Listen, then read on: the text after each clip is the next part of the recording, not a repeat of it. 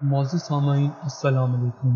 Story wise سے میں ہوں علی زیدی اور آپ سن رہے ہیں میاں پترو ایک ڈراؤنی آواز۔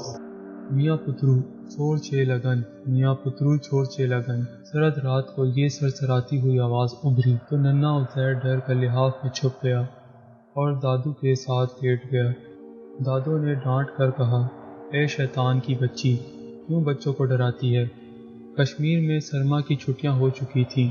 گھر کے سب لوگ دوسرے شہر ایک شادی پر گئے تھے اور بچوں کو اپنی دادی کے پاس چھوڑ گئے تھے، جنہیں سب دادو کہتے تھے۔ چھوٹے بچے دادو کے کمرے میں موٹی دریوں پر گدے بچھا کر لحافوں میں لیٹے ہوئے تھے، جبکہ لڑکے اپنے چچا صادق کے پاس بیٹھک میں سو رہے تھے۔ نکھت نے اپنی دادی سے پوچھا، دادو یہ میاں پترو کا قصہ کیا ہے؟ دادو نے بتانا شروع کیا، میاں پترو کی کہانی بڑی پرانی ہے۔ میں نے اپنی پردادی اور انہوں نے اپنی دادی سے یہ سنی تھی۔ آج کل بہت عرصے بعد پھر کشمیر میں یہ بات اڑی ہے کہ خبیث روح میاں پترو رات کو سنسان گلیوں میں چکر لگاتی ہے اور زور زور سے پکارتی ہے، میاں پترو چھوڑ چھے لگن، میاں پترو چھوڑ چھے لگن۔ کشمیری زبان میں میاں کا مطلب ہے میرے اور پترو کے معنی ہے بچوں۔ اسی طرح چھوڑ چھے کا مطلب ہے سردی اور لگن کے معنی ہے لگتی ہے، تو میاں پترو چھوڑ چھے لگن کا مفہوم ہوا، میرے بچوں مجھے سردی لگتی ہے۔ عزیر لحاف سے ذرا اور اوپر ہو کر بولا، چڑیل کو بھی سردی لگتی ہے؟ وہ تو ہوائی چیز ہوتی ہے۔ دادو منع کی اس نکتہ دانی پر ہنس دیں مگر اپنی بات جاری رکھی، سب کہتے ہیں کہ رات کو میاں پترو چڑیل کشمیر میں گھومتی ہے، لوگ اس سے ڈرتے تھے۔ وہ کبھی ایک گلی میں آواز دیتی تو صبح یہ واقعہ 50 محلوں میں گونج جاتا تھا۔ جو لوگ کشمیر سے باہر چلے گئے وہ اپنے ساتھ یہ کہانی بھی لے گئے۔ وقت گزرتا رہا، نسلیں کشمیر میں پیدا ہو کر ختم ہوتی رہیں اور میاں پترو آہستہ آہستہ کشمیر کی تاریخ کا ایک حصہ بن گئی۔ عادل 10ویں جماعت میں پڑھتا تھا، وہ بھی دادی کے کمرے میں آ گیا تھا۔ اس نے یہ بات سنی تو سوال کیا، دادو واقعات دو طرح کے ہوتے ہیں، ایک تو آنکھوں دیکھے اور دوسرے سنے سنائے، تو اس میاں پترو کو کسی نے کبھی دیکھا بھی ہے یا سینہ بسینہ روایت ہی چل رہی ہے؟ دادو نے پہلو بدل کر اپنی کمر کے پیچھے ایک گاؤ تکیہ رکھتے ہوئے کہا، دیکھنے کے بھی واقعات ہوئے ہیں۔ اللہ بخشے تمہارے دادا کو، ہماری شادی کے چند دن بعد آدھی رات کو ان کی گھوڑی بلبلانے اور رسا توڑوانے لگی۔ ہماری آنکھ کھل گئی۔ تمہارے دادا دیر تک گھوڑی کو چپ کراتے رہے، تب وہ پرسکون ہوئی۔ انہوں نے بتایا کہ گھوڑی کسی بدروح سے ڈری تھی۔ میاں پترو گلی میں سے چیختے ہوئے گزر چکی تھی، لوگوں نے چھپ کر دیکھا تھا۔ عادل نے کہا، مگر یہ تو سنی سنائی میں آ گیا، دادا نے دیکھا تو نہیں تھا؟ ان کے جواب دینے سے پہلے عالیہ نے ایک اور سوال اٹھایا، دادو یہ میاں پترو صرف سردیوں میں ہی کیوں دھاوا بولتی ہے؟ انہوں نے کہا، اصل شے ہے سناٹا، وہ لوگوں کو سناٹے میں ڈراتی ہے۔ سردیوں میں رات کو سناٹا بہت ہوتا ہے، لوگ دو دو کمبل جوڑ کر ان میں دبکے ہوتے ہیں، وہ اس آواز پر بہت خوف کھاتے ہیں۔ نکھت نے اپنا لحاف اپنے گرد لپیٹتے ہوئے کہا، اس کا نام ہم نے زبردستی میاں پترو رکھ لیا ہے، پتہ نہیں کیا نام ہوگا بیچاری کا۔ عادل نے مسکرا کر اس کی طرف دیکھا اور کہا، نکھت۔ سب ہنس دیے تو عادل نے اضافہ کیا، نکھت ابھی اپنے بال کھلے چھوڑ دے تو آپ سب بھی پکار اٹھیں گے، میاں پترو۔ نکھت نے دانت پیسے، عادل کے بچے، یہ مذاق بھی ادھار رہا۔ دادو نے اعلان کیا، محفل برخاست، سب سونے کی تیاری کرو۔ عادل وہاں سے سیدھا چچا کے پاس بیٹھک میں پہنچا۔ وہ اپنے بستے بستر میں کافی دیر تک میاں پترو کی حقیقت کے بارے میں سوچتا رہا۔ آدھی رات کا وقت تھا۔ عادل کو نکھت کی آواز سنائی دی، جو خوف سے لرز رہی تھی، عادل عادل، میاں پترو گلی میں آ گئی ہے۔ عادل بجلی کی طرح اٹھ بیٹھا، پھر اسے یاد آیا کہ نکھت شاید اس سے اپنی چھیڑ کا بدلہ لینا چاہ رہی ہے۔ وہ کروٹ بدل کر بولا، کیوں ڈرانے چلی آئی؟ نکھت نے اپنی بات پر زور دے کر کہا، سچ عادل۔ اس وقت گلی میں سے ایک لرزتی مگر واضح آواز ابھری، میاں پترو چھوڑ چھے لگن، میاں پترو چھوڑ چھے لگن۔ عادل کی نیند اڑ گئی۔ وہ اپنی رضائی دور پھینک کر اس کھڑکی کی طرف لپکا جہاں سے ساری گلی نظر آتی تھی، کیونکہ گلی ٹیڑھی تھی۔ نکھت نے جب اسے کھڑکی کھولتے دیکھا تو وہ خوف سے دھوری ہو گئی۔ وہ گھٹی گھٹی چیخیں نکالتی وہاں سے دادوں کے کمرے میں چلی گئی۔ عادل نے ایک جھٹکے سے کھڑکی کھول دی اور شدید سرد ہوا کا ایک جھونکا اندر آ گیا۔ گلی میں سناٹا تھا، کہیں اندھیرا تھا اور کہیں برقی روشنی ٹمٹما رہی تھی۔ سرد ہوا پتوں کو ادھر ادھر اڑا رہی تھی۔ ان پتوں کے بیچ ایک عورت سر جھکائے آہستہ آہستہ جا رہی تھی۔ اس نے سیاہ لباس پہن رکھا تھا، چادر میں اس کا چہرہ چھپا ہوا تھا۔ اس کا جھکا ہوا جسم ظاہر کر رہا تھا کہ وہ ایک بوڑھی تھی۔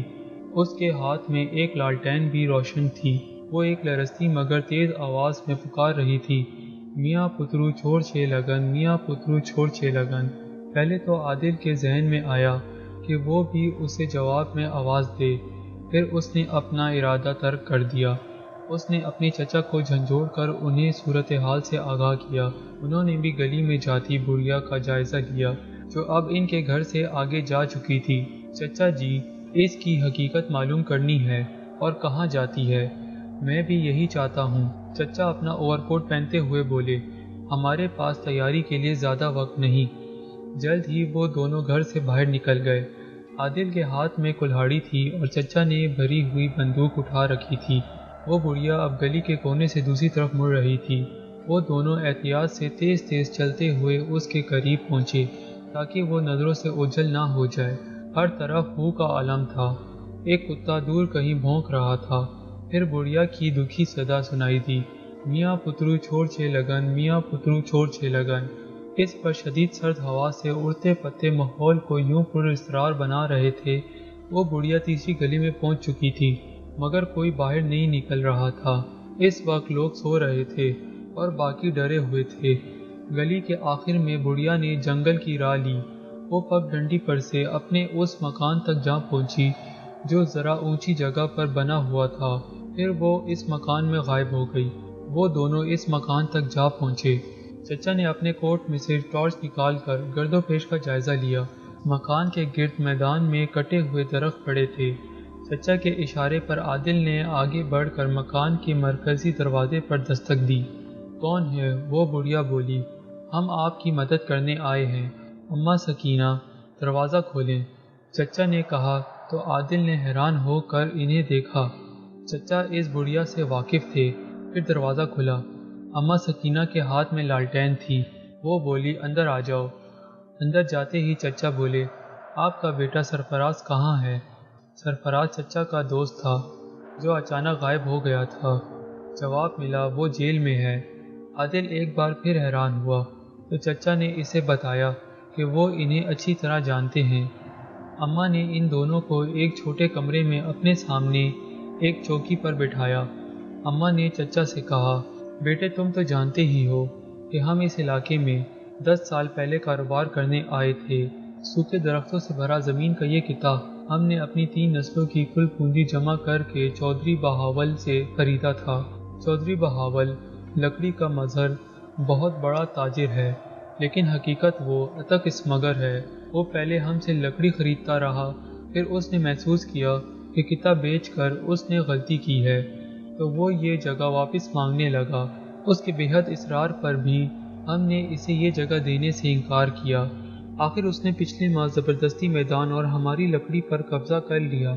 سرفراز کو جھوٹے مقدمے میں جیل بھیجا اور میں کچھ نہ کر سکی۔ عادل نے کہا، کیوں آپ کے پاس اس جگہ کی خرید کے کاغذات تو ہوں گے؟ بدقسمتی سے کاغذات مجھے نہیں مل رہے۔ چودھری بہاول بہت ہی امیر، بارسوخ اور طاقتور شخص ہے۔ پالتو کتے اور خونخوار مسلح محافظ اس وقت بھی اس کے بنگلے کے گرد پہرا دیتے ہیں۔ میں اس کا کچھ نہ بگاڑ سکی۔ وہ لوگوں کو خرید کر اپنے خلاف ثبوت مٹا دیتا ہے۔ میں میاں پترو کے بارے اتنا ہی جانتی ہوں جتنا تمہیں معلوم ہے۔ مجھے آج رات سردی بہت لگ رہی تھی۔ میں نے پہلی بار گلیوں کا چکر لگایا کہ لوگ شاید جمع ہو جائیں اور میں انہیں اپنی کہانی سنا سکوں اور کوئی حل نکل سکے۔ چچا نے کہا، ہم آپ کی مدد کریں گے اور چودھری بہاول گھٹنے ٹیکے گا انشاءاللہ۔ چچا صحافی تھے، ٹی وی چینلز، ریڈیو اخبارات اور رسائل کے نمائندے۔ تازہ سے تازہ تر خبر کے لیے امٹ آتے تھے۔ ہمارے خاندان کا ہر فرد اپنے جاننے والوں اور ان کے بھی جاننے والوں کو ساتھ لے آیا تھا۔ بہاول کے مخالفین کو بھی جمع کر لیا گیا تھا۔ ہجوم دیکھ کر کچھ لوگ اور بھی شامل ہو گئے تھے۔ آواز بلند کرنے کی ہر ممکن کوشش کی گئی تو بات بھی بہت اوپر تک چلی گئی۔ سرفراز جیل سے رہا ہوا۔ یوں کئی مظلوم افراد کو بھی بہاول کے ظلم کے خلاف مقدمات درج کرانے کا موقع مل گیا۔ چودھری بہاول ڈر کر راتوں رات کشمیر کے برف پوش پہاڑ پھلانگ کر ملک سے ہی بھاگ نکلا، جسے بین الاقوامی پولیس کے ذریعے گرفتار کر لیا گیا۔ اسٹوری وائس سے میں ہوں علی زیدی۔ آپ سب کی سماعت کا بے حد شکریہ۔ اللہ حافظ۔